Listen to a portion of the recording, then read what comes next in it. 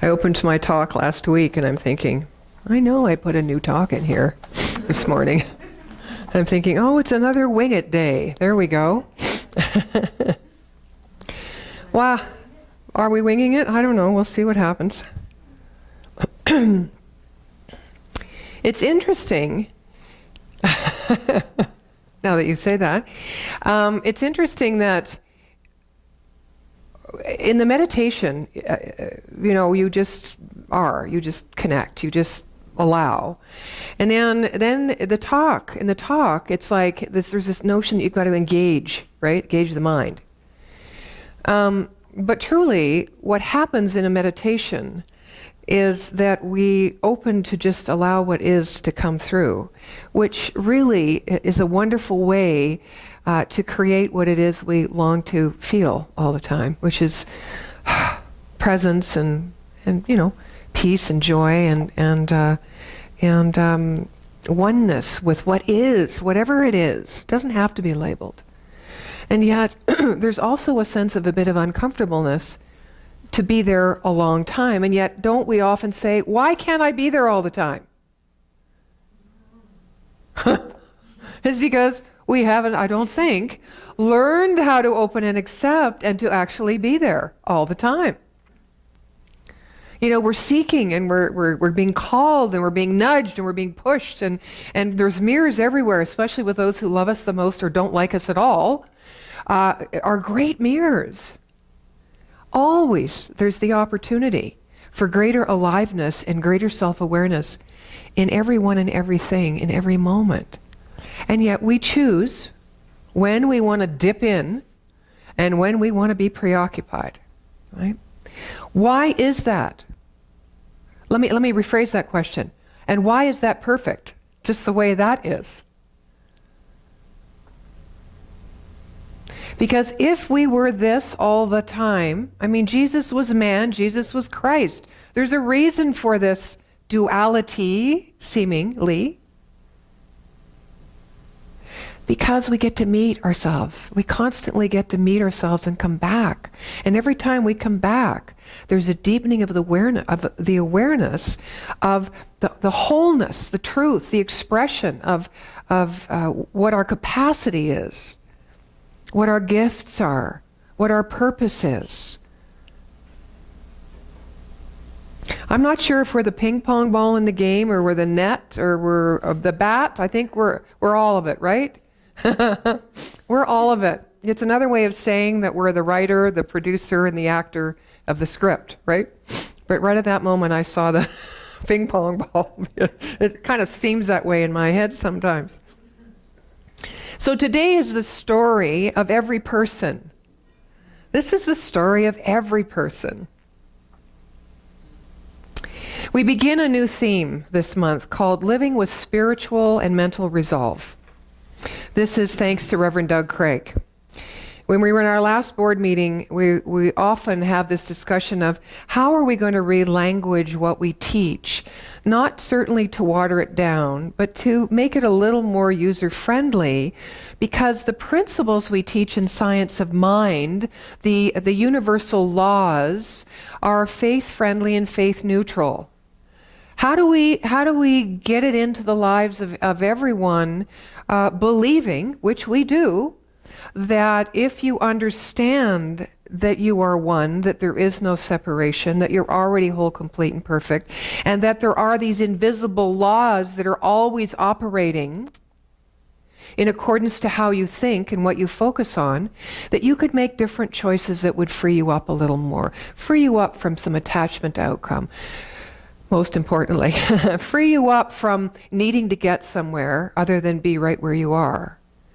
So these are wonderful principles and tools. How do we language it better, differently? And so Doug said, well, I think we should just, talk about it as, the use of spiritual and mental resolve. And I remember at that moment, and I think Carl his eyes lit up and we went, oh, yeah, that makes sense.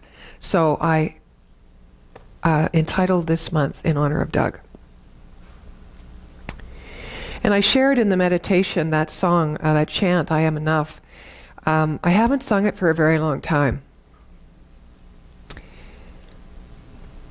And that song was written by Reverend Karen Chase. And when we were together on a trip in Vancouver, and Karen I spoke to yesterday, and she's not doing well. She's lives in her bedroom, in her bed, and has done so for almost 2 years. She doesn't paint anymore. She's not being creative. She has really no form of expression. She has dementia and Alzheimer's. And I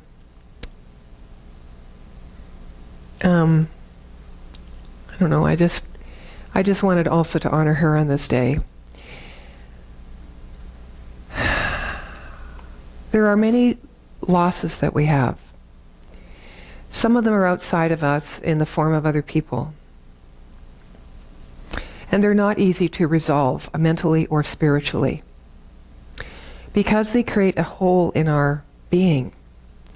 Now that hole, I know, doesn't go away.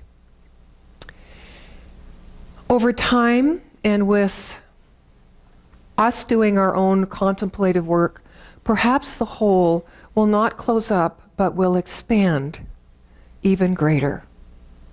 So that we finally get to understand that there is no boundary, there is no divisiveness between us in form and us out of form, between you and between me. That there is an eternal life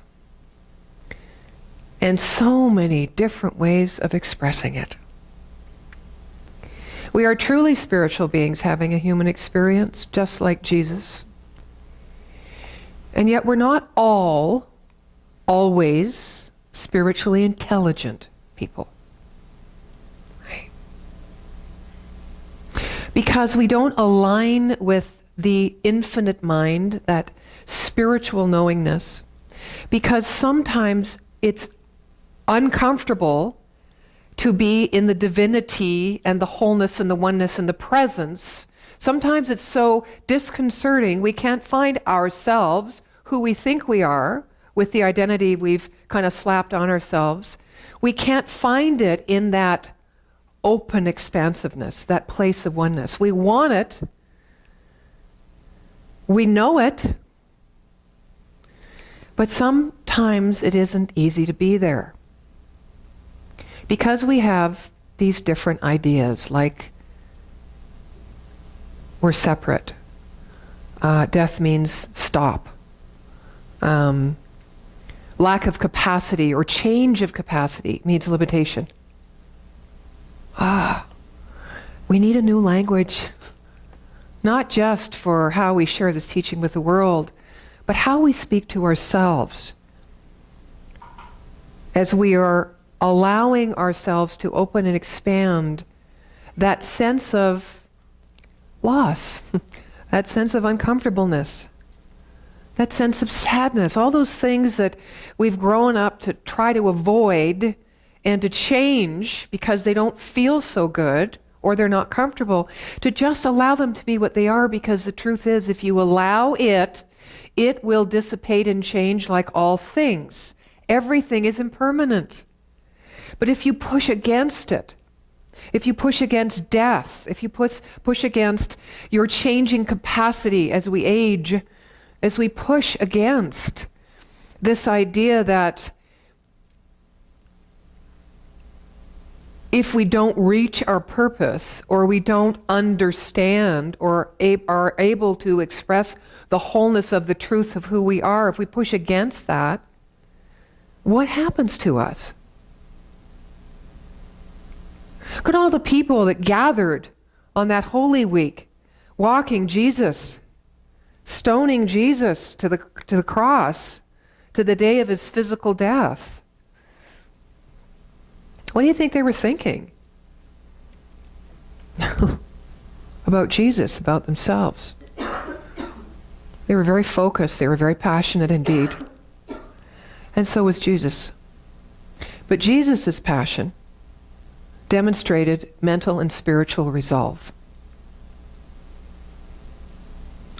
Theirs did not.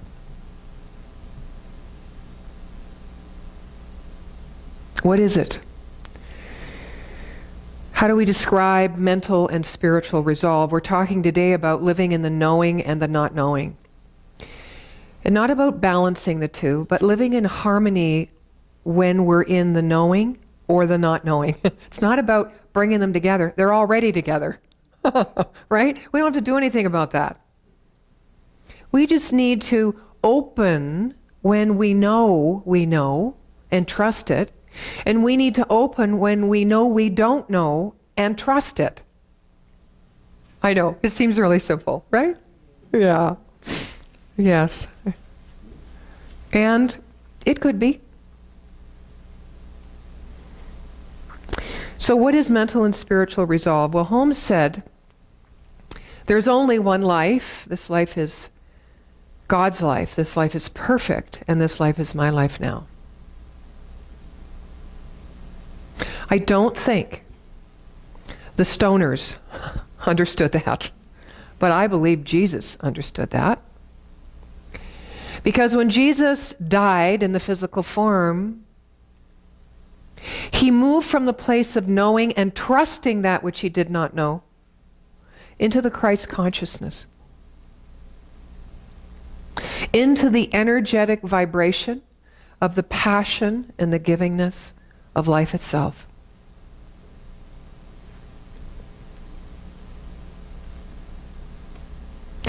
I think our journey is not about transcending our humanness. In fact, I'm pretty sure everyone in this room knows that. So I'm just reminding you of that one. It's about transcending our small nature. The spiritual path to me is about being fully human. That's it.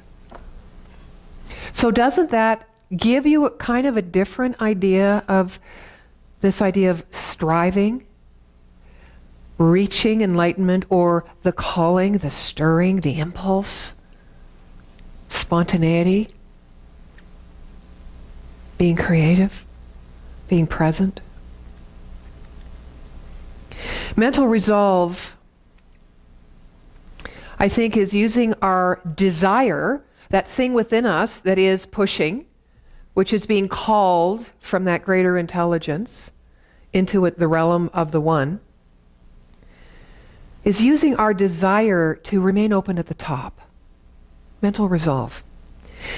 Expanding our mind and actively deepening our capacity to be authentic with ourselves and with others.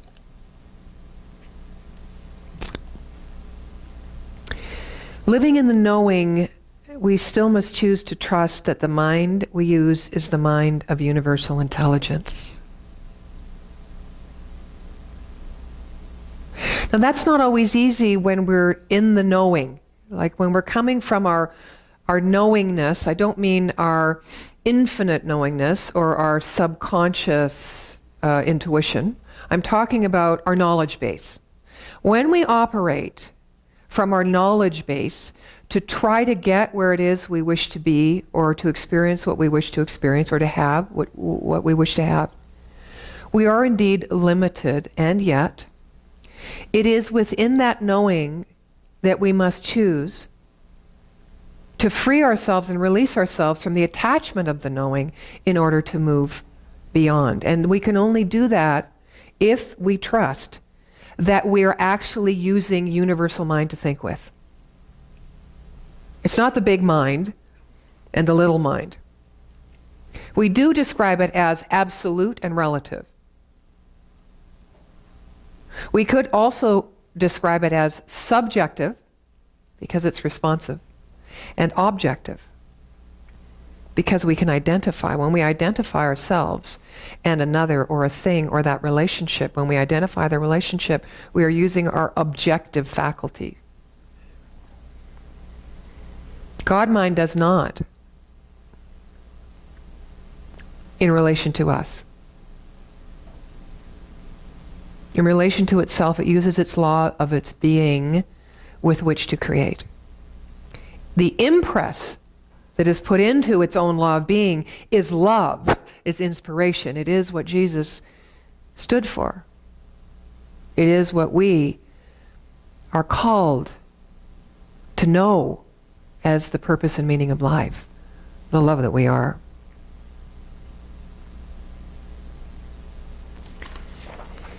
This is the story of every person. You know, after Jesus was physically dead, in that wonderfully replicated, diversely replicated visual, pictorial, throughout history, people went away. They left him. Well, it was done. So they thought. And what do you think they thought? Did they think, what a glorious man, what a great master teacher, what a leader? I don't think they thought that. Or they wouldn't have participated in the violence. As he said, Father, forgive them. They know not what they do. He was a compassionate man who understood that there are moments of ignorance in every man's mind when they forget. He was a wise man that knew the greater truth of each of those people.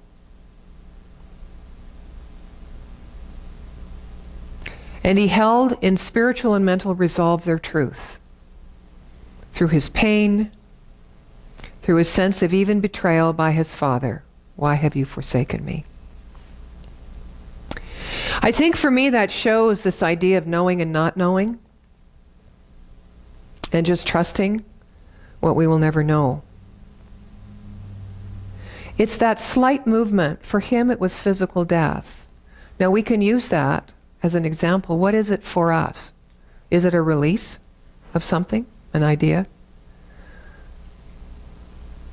Is it just a change in how we do our life on a daily basis? What is it? Is it an addition of something creative or something playful? What is it that is that demarcation when we move from that which we know to trusting the not knowing? What is it?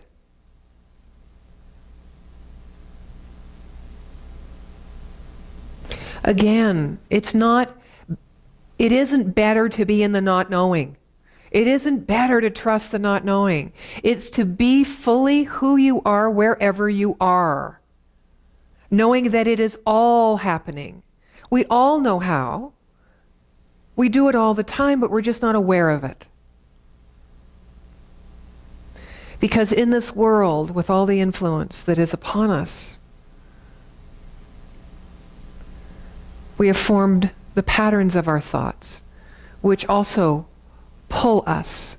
And sometimes we get confused between the pulling of what is most commonly regarded as right and the pulling of the calling of our own soul.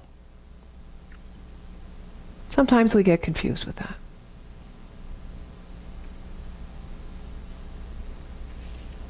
And that's the journey. Mental and spiritual resolve.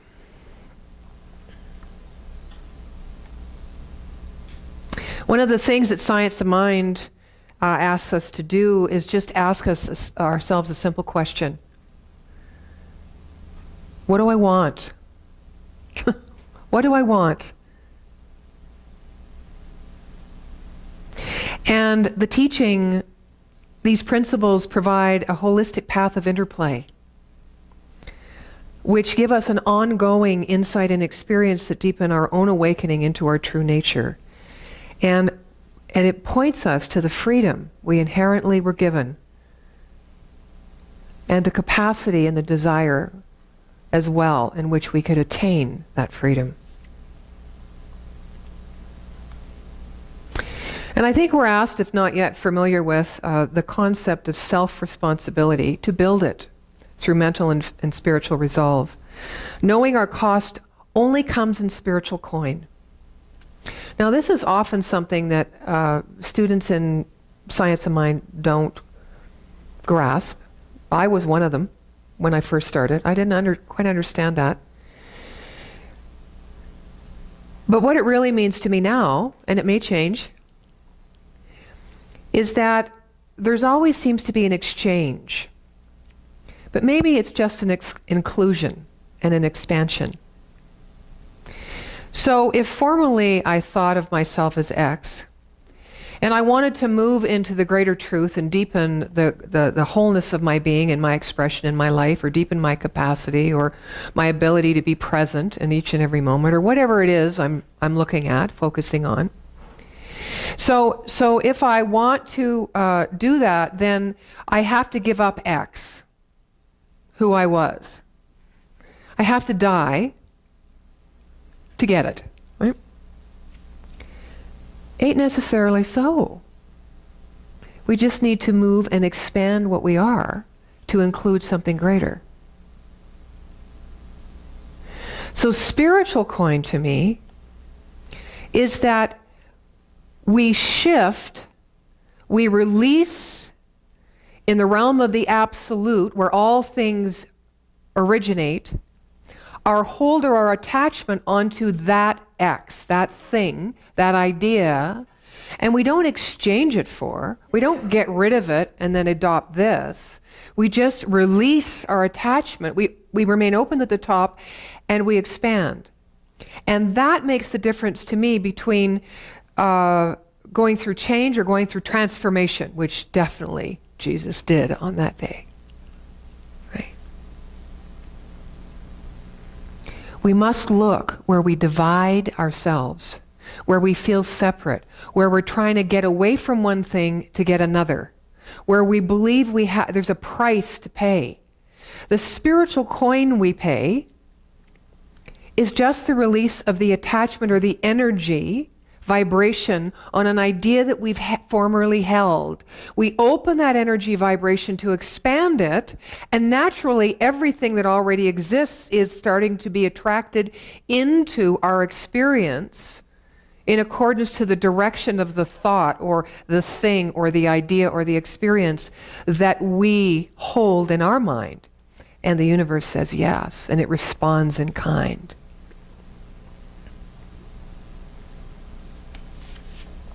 I also think our teaching cuts us a little slack, in reinforcing the idea that although healing or becoming whole is instantaneous,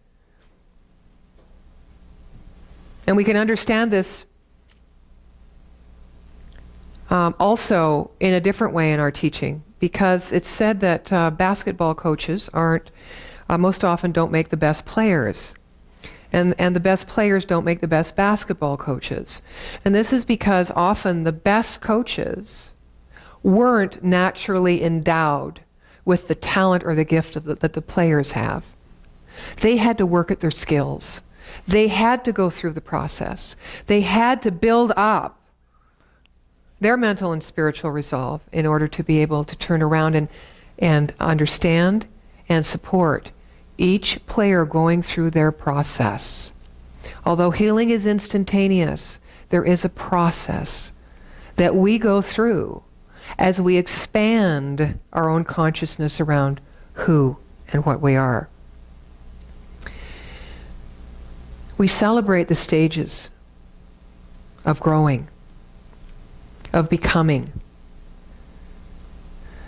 We cannot approach the divine by reaching beyond the human.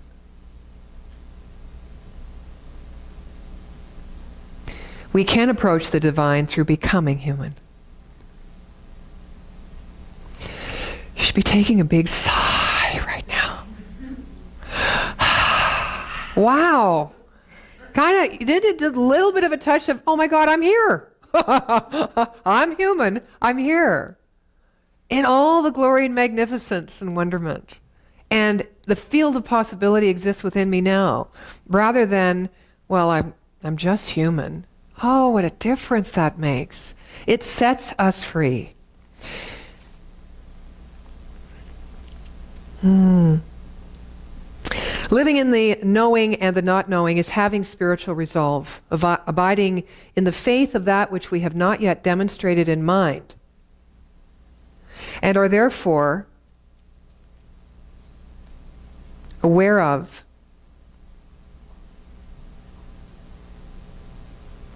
And I think it's irrelevant whether we understand or whether we demonstrate in mind in some cases.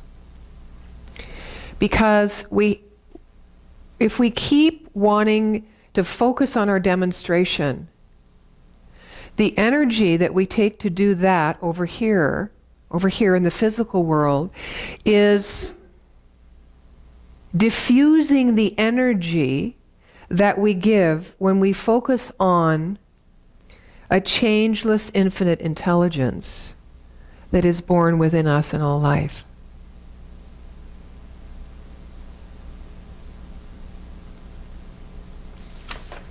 And that knows how to sustain life.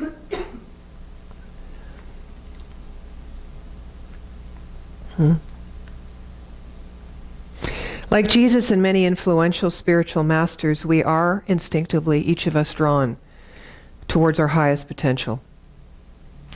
And for Jesus, through the release of mental and physical form, he became the energy of Christ consciousness.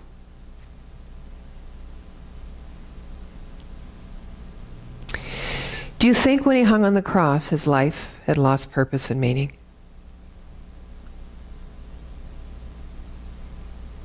Do you think when you make what you call mistakes, or when you don't reach a goal within a certain deadline, or when you've lost a love, or when you feel like you're in those vast pits of no return, those rabbit holes, I've heard that description lately, that you've failed? How do you think about that? Do you think that no one wants to be around you? Probably. Do you take yourself away like an animal to heal your wounds? Probably. No. And in part, great idea. Because you need time to contemplate. And when we take ourselves away from the busyness and the scurry of the conscious collective or race consciousness, we quieten ourselves and we can listen and we can still and we can hear. But what if it was a little different?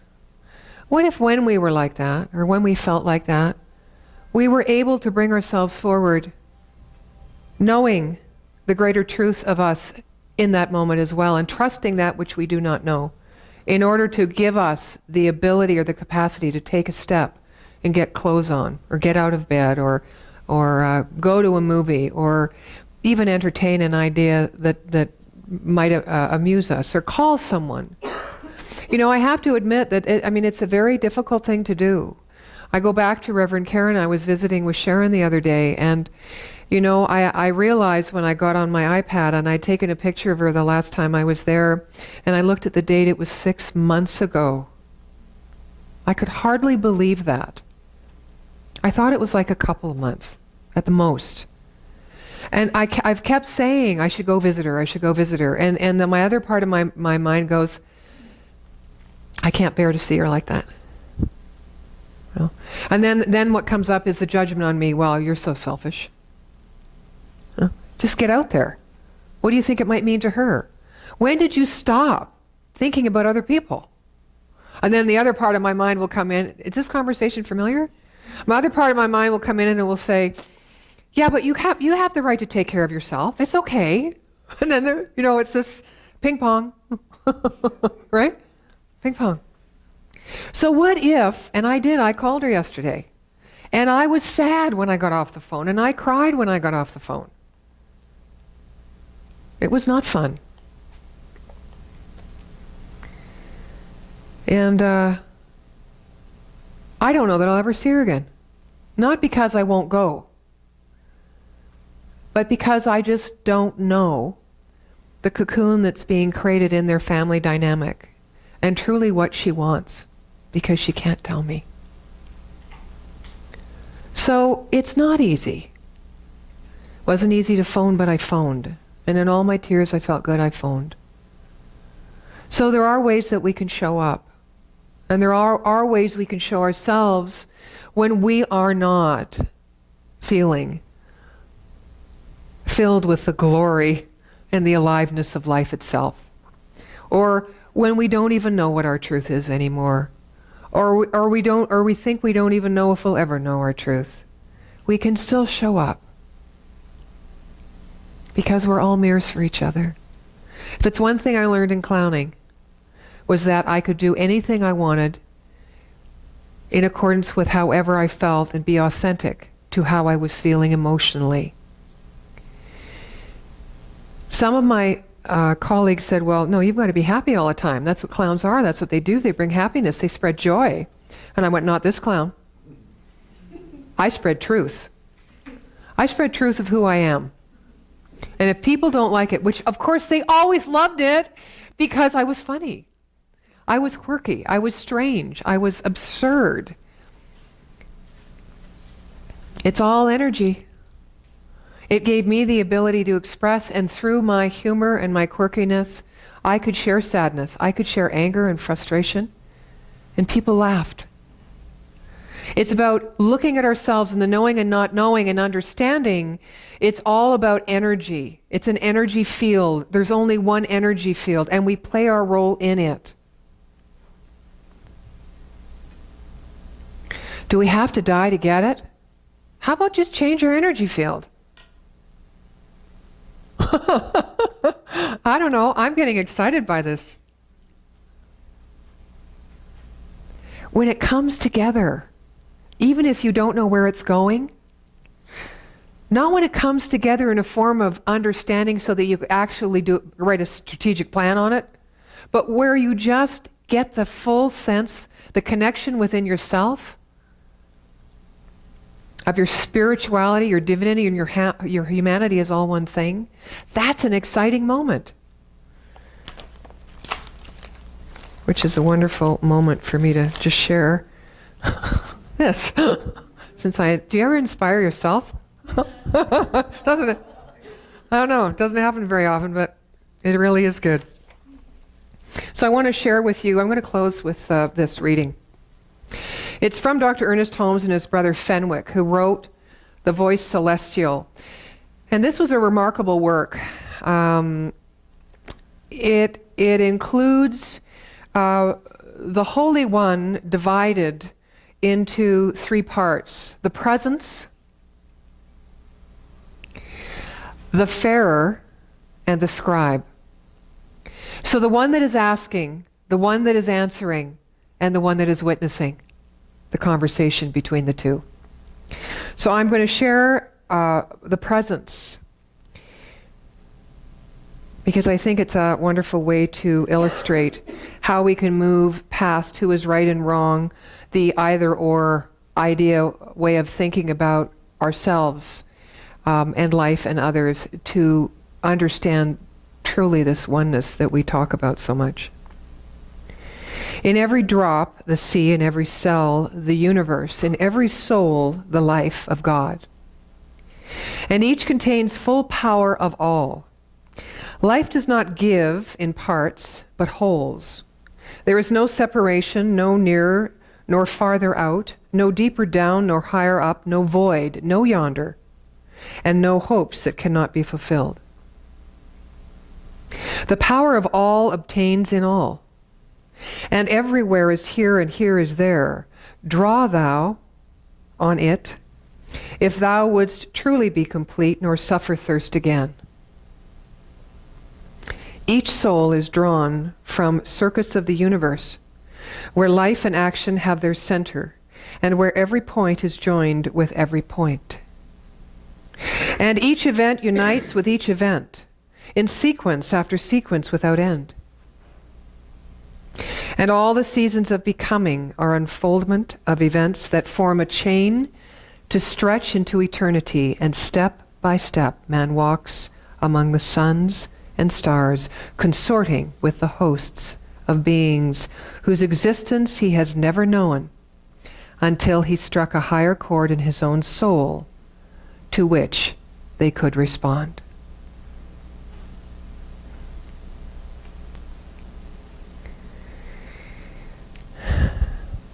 You are on the path of resurrection.